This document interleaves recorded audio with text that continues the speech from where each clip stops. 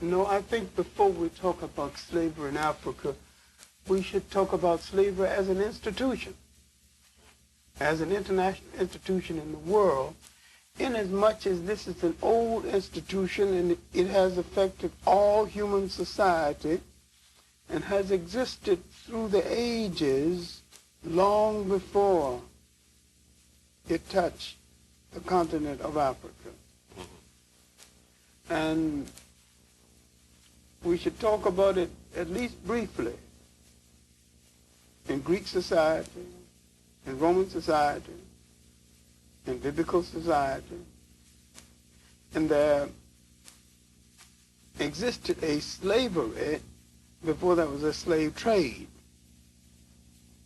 When we're talking about the Europeans and the Arabs, at this point you're talking about a slave trade. I see. See, in Greek and Roman slavery, there wasn't much of a slave trade.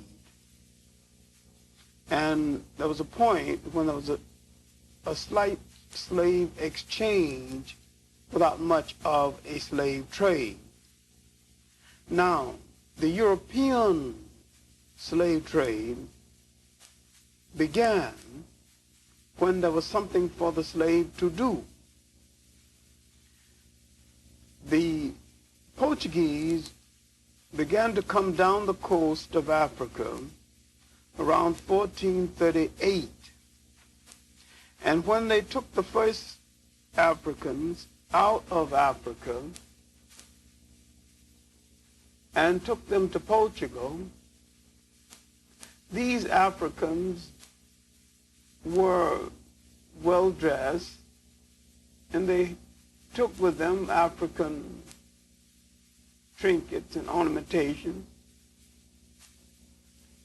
The King of Portugal thought they were visiting African royalty, gave them presents, and let them go home. So the concept of enslavement hadn't reached the mind of Europe at the time. So when you study the years between the Portuguese entry, 1438 and 1492, there was very little slave traffic because no one had found any massive work for the slave to do. Then you study the rehearsal for the slave trade on the island of Madeira in the Canaries, where they experimented with the raising of certain crops that they would later transfer to the New World. Now we find people trying to find massive work for the slave to do. But until the opening up of the New World and the failure of European labor, there was no massive slave trade because there was no massive need for large numbers of people to be enslaved. And another thing you need to take into consideration is that the European was no great respecter of Europeans. Poor classes of Europeans would have been enslaved had they worked out physically. But many of these Europeans, because they had been treated so poorly, did not hold up health-wise. And a factor that needs to be taken into consideration that whatever the conditions of the Africans were, they were physically pretty good specimens. Whatever they did not have, they did have enough to eat, enough to wear, and pretty good housing, because their bodies were very durable under these dreadful circumstances, while the Europeans died wholesale. So they experiment in using European labor, and they would have used European labor if they could have, did not work out. So there was no transfer of slaves of consequence in the interim years between the Portuguese entry until after 1492 in the scramble for land in the New World. Then an unfortunate incident happened in Africa itself. A misinterpretation of an African change of labor and an incident of servitude that was interpreted as slavery. Many Africans in skirmishes and in wars, when Africans captured in wars with other Africans, would make certain Africans work off a period of indenture as payment for having lost the war. Sometimes Africans would accumulate surplus labor, and not having more surplus labor than he could use, he would farm his labor off to other Africans who happened to need it. You're talking about the African chiefs or the African kings? African kings and chiefs. The word chiefs is not an African name. The British created the word in order to keep from referring to an African as a king, keep from equating them with European royalty. And we know that the word chiefs is really a word to downgrade the African royalty, to keep from equating them with European royalty. Actually, the word king is not also, it's also not an African word. The Africans never referred to the equivalent of king as king. They gave him a name equivalent to king, but the word king was not his name.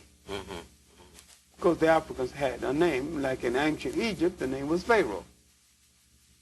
It meant just as much, but the name actually was not king.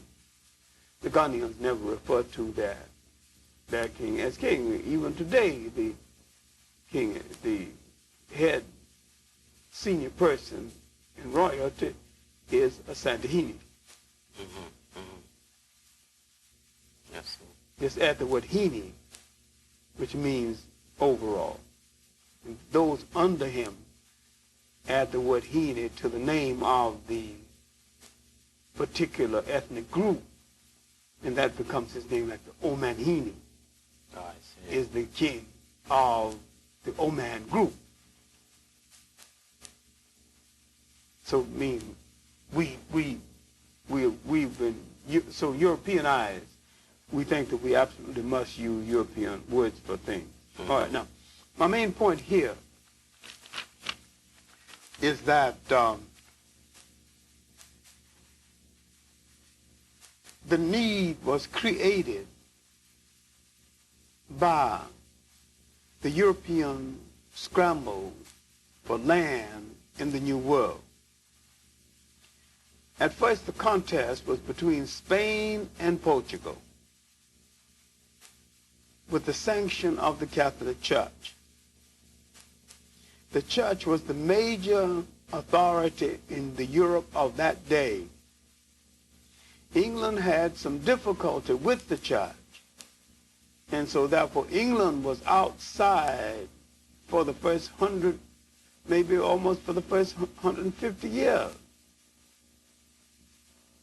And so England ran errands in the trade without being in the center of the trade. Because England was outside the church. England was outside of the Catholic Church. And it was not until England pulled completely away and established her authority with the Church of England then went into the trade under its own banner. Then England, angry because she had been kept out of this lucrative trade, literally took over the trade with no mercy and became the master of the trade. In the meantime, England discovered that Spain and Portugal had been playing politics with the Pope, and successful politics at that. And the success of these politics is that 1455, before New World discovery, Spain and Portugal had gone to the Pope over a dispute about lines of demarcation, and the Pope had said to both Spain and Portugal, you are both authorized to reduce to servitude all infidel people. In other words, if a person is not a Christian, you are authorized to enslave the person. But in the politics of the papetry, the Portuguese always got the best of the deal. They were better Catholic politicians. And the Pope eventually, when the discovery was that Spain was grabbing more of the world than Portugal, there was a treaty of Tordesillas. Pope had said, you take the East and you take the West, and you two good Catholic nations stop fighting among yourselves. And this was really as a result of Christopher Columbus grabbing. Christopher Columbus wasn't supposed to come to the New World. That was a violation of an agreement. But the Treaty of Tordesillas gave Portugal a big country called Brazil. Portugal, being so small, didn't have the money and the manpower to manage a country. And Portugal got lost in Brazil and dissipated so much energy in Brazil that colonial-wise, it couldn't move much further. Because, see, Portugal was already in West Africa. And the British, when the British came in, the British drove them out of West Africa. This is how the Portuguese got to the Congo. The Portuguese were in the Congo for 100 years. But the Congolese were so organized, they would push them out of the Congo. The Congolese themselves would push them out of the Congo. Then they went to Angola, where they faced this brilliant woman warrior, Nzinga. This pressure would push them further down, and they would end up in Mozambique and Angola after the defeat of Nzinga. They would move around, move their colonies around to East Africa. They would establish in East Africa a country that they first called Zimbabwe, after the king, whose kingdom was 500 miles along the coast, 500 miles inland. And they called it the Kingdom of Zimbabwe. And they built a fortress to protect it called Fort Jesus, still in existence. Now, the Spanish and the Portuguese were well underway, but once the British came in with bigger ammunition, they would grab the lion's share, and they would manage the trade until they decided that the trade had reached a saturation point. And while the British did not outlaw slavery, they outlawed the traffic at sea. 1807. the traffic among the shippers, among the nations that were trading. Spain, This Portugal, brought on the War of 1812. British jealousy of the United States, mainly because the United States, a young nation, had produced a ship called the Yankee Clipper that had bypassed the British. It could move faster and cut the water. And instead of the United States getting their ships, getting their slaves from Britain, the big seller, and catching, they were bypassing the British and going directly to Africa and getting the slaves themselves. Now, in this country, slavery was not a Southern business.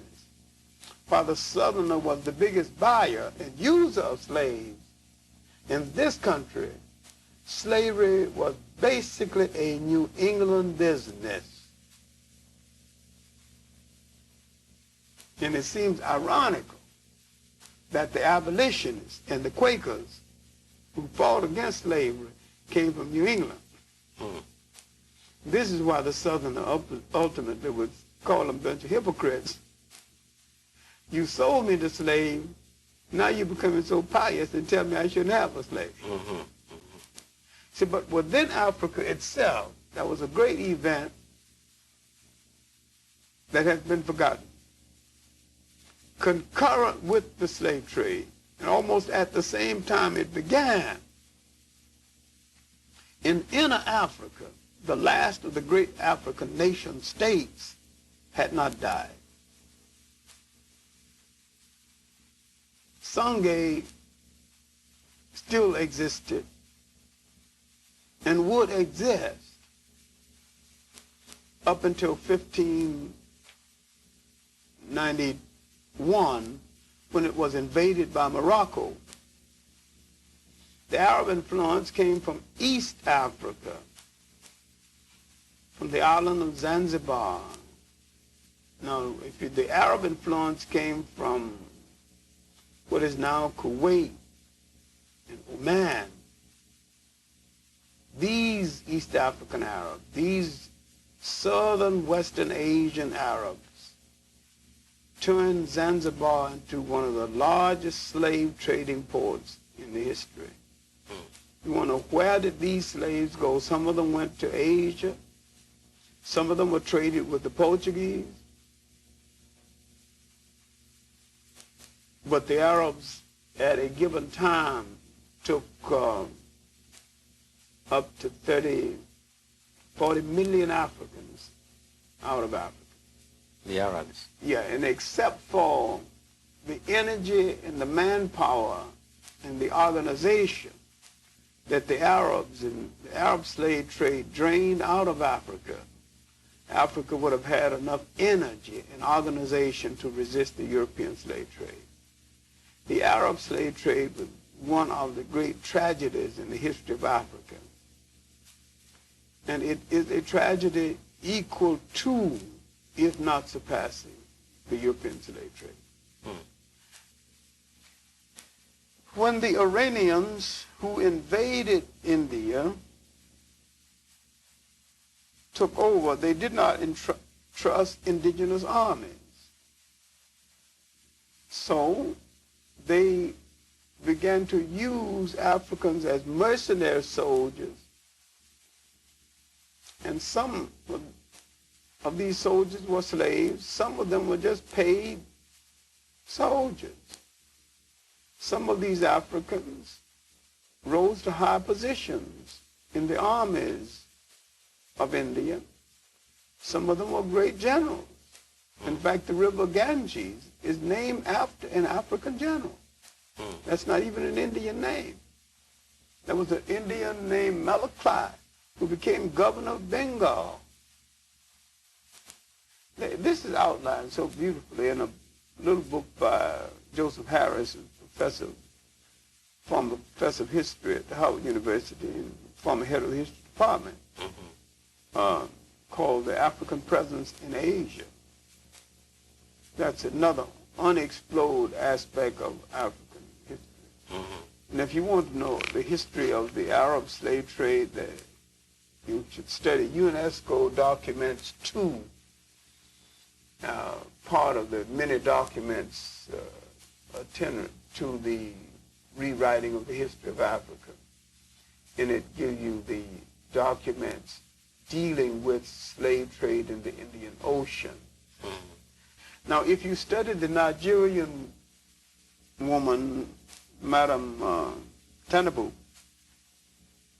who was in the trade for local consumption, and when she discovered that the people that she was capturing and using for local consumption were being taken out of Africa, not returned, she began a war on the trade and fought the trade to a standstill and fought all the kings in the business,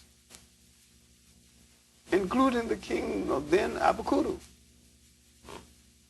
And this is well recorded. And part of the story that there was a man asking for her hand because her husband had been killed, asking for her hand in marriage. And she told him that she had a man's work to do and she was not a woman until she finished it. And her job, she considered to be, is to pull from the throne every king in the slave trade. And when the last one was no longer king, she turned to the man that had been asking for her hand in marriage and said, okay, I will marry you now. I'm a woman. Now I'm a woman. I finished the man's work, so now I'm a woman. Married and went to a place called Jos in Nigeria. But I think the slave trade or the conditions of servitude between Africans and Africans that a whole lot of people have interpreted as slavery, which wasn't slavery. And a lot of people have used it as an excuse for slavery. Need to be explained. Because these conditions of servitude existed as feudalism in Europe, between Europeans and Europeans, and were far worse. And were not called slavery. So now, I'm not justifying it. All servitude is bad, no matter who is doing it, no matter what the people are. There's no justification for any people using the labor of another people cheaply or for nothing. The Arab slave trade was just as vicious as the English slave trade in Africa. If not more so, but I'll tell you a difference. The Arabs were better businessmen. The Arabs didn't mutilate the slave, bang him around. The Arab knew that a slave with a broken leg didn't bring top dollar on the auction block. So the Arabs sold the slaves to the Europeans, or? He sold them to anybody who would buy them, but the Arabs sometimes took the slave into his household, and sometimes if the slave had talent, the slave had upward mobility. The Arab was a shrewder businessman in the handling of the slave. Dr. Clarke, I think we're out of time, and we'll have to wrap it up. I thank you for coming. This has been a very, very interesting subject. I think we're just touched on the iceberg. I think there is so much to be discussed about on this.